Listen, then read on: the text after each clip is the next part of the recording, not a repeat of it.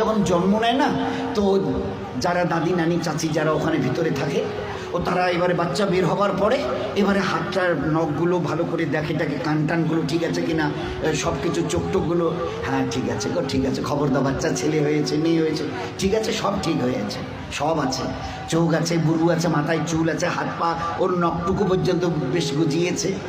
আচ্ছা, তো মুখে দাঁত কটা নেই কেন? কখনো ভেবেছ? এ জগতের ইনসান, ভেবেছো কখনো? সব বলছো ওকে, আচ্ছা দাঁত কটা যে নেই? আল্লাহ জবাব দিয়েছে তোমাকে বাঁচাবার জন্য। ওই সময় তোমার মুখে দাঁত কটা, যে আল্লাহ তোমার সব কিছু দিয়েছে, হাতের পায়ের নখ পর্যন্ত আছে, 2-4-5 দিন পরে কেটে দিতে হয়, সেখানে দাঁত কটা দিইনি কেন?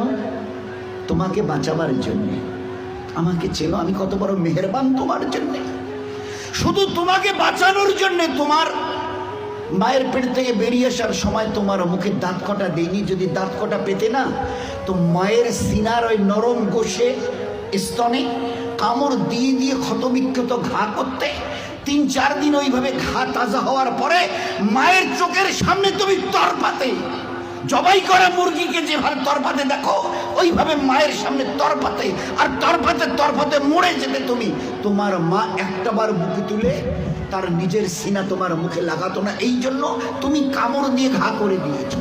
আমি বাঁচাবার জন্যে সবকিছু তোমার মায়ের পেটে বানিয়েছি, পুরো ফিগারের যা কিছু প্রয়োজন, each and everything has been given from myself. শুধু